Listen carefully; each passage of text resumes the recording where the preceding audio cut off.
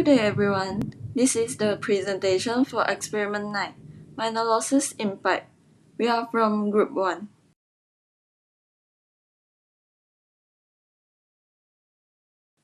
Here is the introduction and objective for this experiment.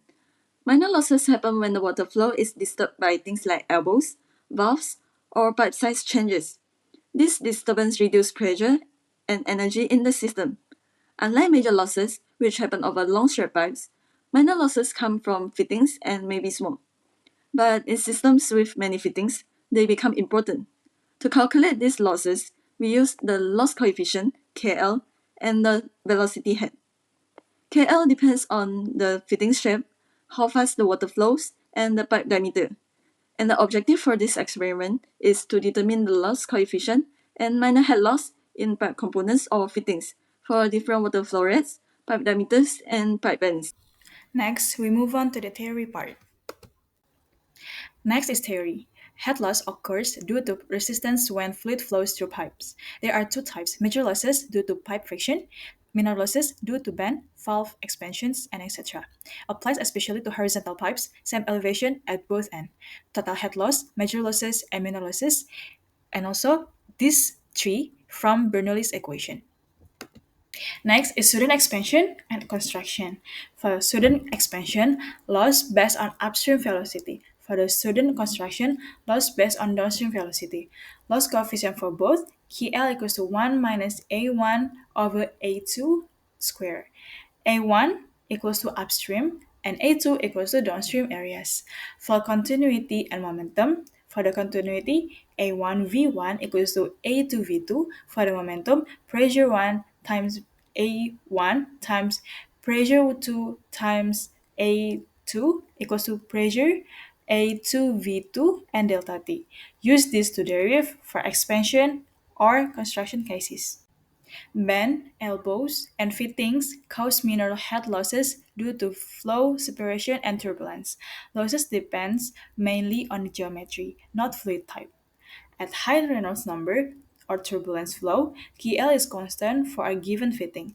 We use HLM equals to KLV square over 2G. In this experiment, we test different flow rate, pipe sizes, and fitting types, measure pressure drop and manometer readings, and we also calculate HLM and KL and the total of HLT for the KL using fitting geometries and measure velocities. This picture tells us about minor losses happen when fluid flows through a pipe fitting like bands, elbows, tins, or unions. These fittings cause energy losses. Measured using a loss coefficient or KL, the value of KL depends on the shape and type of the fitting, and also on how it's connected, flinch or threaded. This graph shows how the losses coefficient change with the area ratio for both construction and expansion in the pipe system. Next, we move on to the experiment setup. In this experiment, we use the junction pipe, valve, pipe expansion, pipe bend, tube manometer, manometer tube, tested pipe section, and outlet valve. Next, we move on to the methodology and the safety procedure of the experiment. Before the experiment started, the direction of the water inflow and outflow was determined through the pipes. Make sure the sliding valve is open. Then the inlet valve were open according to the selected pipe section in parallel with the pipes. So we must make sure the pump is switched on. And then the control valve was slowly turned counterclockwise until maximum, and waited for a while to remove any air bubbles in the flowing pipe. And then inlet flowing pressure H1 and outlet flowing pressure H2 were identified and connected to the manometer tube. The value of the H1 and H2 of the inlet and outlet of the water manometer were recorded in millimeters mm. After the sliding valve is closed and the volume of the water, which is 2 liters collected at the tank, time was recorded for measurement of the flow rate Q of water. The outlet valve was adjusted to determine 5 suitable flow rates Q. Then the manometer tube was removed first after finishing to avoid the bubble in the tube. The inlet related valve was open for the next pipe, and any valve which were not related to the water flow were closed. So step 5 to 8 were repeated for different selected pipe section. Once finished, the sliding valve was opened in order to remove water from the collector tank. All connected tubes were removed from the system and the control valve were fully closed. And lastly, the pump and main switch were switched off after the experiment was done. But if the bubble in the system or manometer is full, you must to connect the manometer tube to any pipe section. Then fully turn on the inlet and outlet valve of the pipe. Open the vent valve at the top and let all the air bubble flow out of the system. Close the vent valve once done and close both outlets and the inlet valve of the pipe, then turn off the main switch. To set the zero position of the manometer, open vent valve at the top to rotation. Slowly open both drain valve, then let water at the center of the manometer scale, then close and also close the vent valve and turn on back the main switch. Also in this experiment have some safety procedure, such as first we have to turn off the main switch and pump while the experiment is running. Then all connections such as manometer tubes must be secure and ensure that they are in leak-free condition to prevent water squirting out. And lastly, students should use appropriate personal protective equipment (PPE), including lab coats and closed-toe shoes when handling the experiment. We will look on the result and the calculation part for this experiment. In this experiment, the value that we observe is time, where we record the time for every 3 liter volume change and the value of H1 and H2. After all value obtained and recorded in the table, we calculate the value of Q using the formula volume L over time, which is T. And finally, we are doing the same for all cases, which is for sudden enlargement, sudden contraction, double angle 90 degree, double 90 degree bend, double 45 degree bend, Y type, and lastly the T type. All the data obtained being recorded in the table so that we can proceed to the calculation part.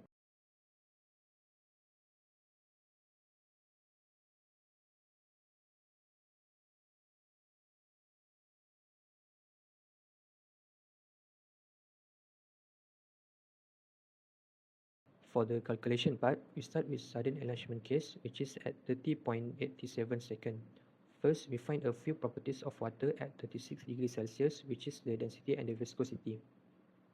Next, we calculate the theoretical value for minor losses using the formula of summation of K times V square over 2G. Only then, we manage to determine all the parameters for sudden enlargement pipe. We find the inlet and outlet diameter and inlet and outlet area for the pipe. And then heat transfer coefficient K can be determined using the formula bracket 1 minus A inlet over A outlet square. Next, using the formula of flow rate, which is Q equal to the velocity over area, we can simply find the velocity since we have the value of Q from the table and the value of area that we find before. Only after that, we are able to calculate the minor heat losses in the pipe for the case 1. To calculate the minor losses in pipe, first we need to find the Reynolds number. We need to find the Reynolds number for both inlet and outlet pipe in order to calculate the friction factor. Also for both inlet and outlet pipe stream. Then we can find the major heat losses based on the friction factor that we get. And finally, we are able to find the overall minor losses for the sudden enlargement at 30.87 seconds by using the formula delta H plus V1 square minus V2 square over 2G and plus the total measure of heat losses. Then for the experimental heat losses coefficient K, we can calculate using the formula of minor heat losses times 2 over V1 square. So repeat all these calculation steps to find the minor heat losses and heat losses coefficient for the sudden contraction case. Move to the calculation for double 90 degree angle. First, we find the diameter and the area of the pipe. Then from the appendix table, we can determine the heat transfer coefficient K, which is 1.5. Since it has two 90 degree angle fitting, we need to double up the heat transfer coefficient K. So now our K is become 3. Next, find the velocity of the fluid using the flow rate formula, Q equal to velocity over area. And only then, we can find the theoretical minor heat losses for this case.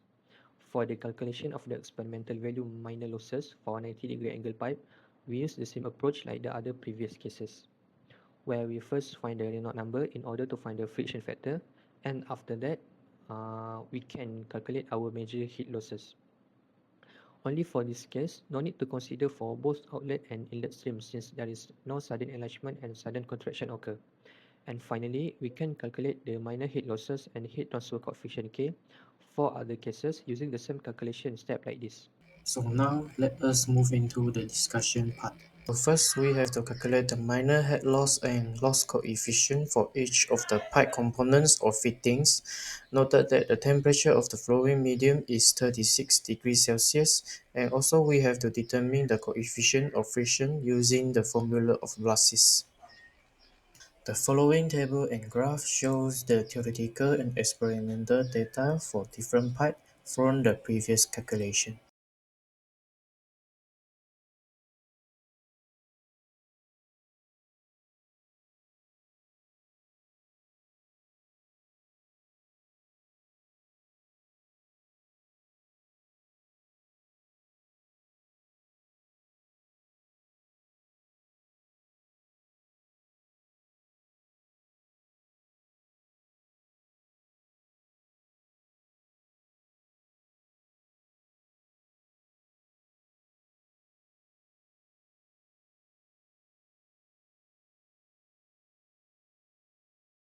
So based on the result, there are significant differences between the theoretical and experimental values of HLM and KL. The difference may be caused by the outlet valves not adjusted, which affects flow and manometer readings, slow or uneven water flow, pipes become narrower over time due to rust or dirt, reading errors when looking at the manometer. In most cases, the experimental head losses were higher than the theoretical ones because the loss coefficient was higher, the flow was not steady, causing turbulence and eddy currents. Air bubbles affected the flow reading. So for the sudden contraction, the experimental head loss was lower because the loss coefficient was smaller, while for the Y-type pipe, the results were very close to the theoretical value because the experiment went smoothly with steady flow. Now let us move on to the discussion of the effects of different water flow rates, pipe diameters, and pipe bends on the value of loss coefficient. The loss coefficient Kl is a key parameter that quantifies the energy loss or pressure drop within a pipe. The factors that affect Kl are flow rate, pipe diameter, and pipe bend. So in conclusion, the higher flow rate, small pipes and sharp bends increase the Kl, and the lower flow rate, large pipes and smooth bends decrease Kl. Next, we have to briefly discuss the factors contributing to errors or inaccuracy in experimental data and the possible recommendations to improve the existing results. So, the causes of error in the experiment is the leakage at pipe joints, which can affect the flow rate readings, unstable water level in the manometer, which makes readings hard to take, air bubbles in the system which can disrupt the manometer readings, and also the parallels error happens. So ways to reduce the errors is to secure all pipe connections to prevent leakage and make sure water flow is steady before taking measurements. Remove air bubble before starting the experiment, and lastly, wait for the manometer level to settle and read at eye level to avoid parallels error. In conclusion, most of our experimental results were higher than the theoretical values. This was likely due to air bubbles, unsteady water flow, dirty or rusty pipes, and reading errors from the manometer. For most fittings, the KL values increased with higher water flow rate, smaller pipe diameter, and sharper bends. Interestingly, for the sudden contraction, the experimental loss was lower than expected, while the Y branch gave quite accurate results, possibly because the flow was smooth and followed the procedure well. Overall, this experiment shows how important it is to consider minor losses when designing pipe systems, especially when the system includes many fittings. A proper setup and steady flow are also key to get accurate results. That's all from our group. Thank you for watching.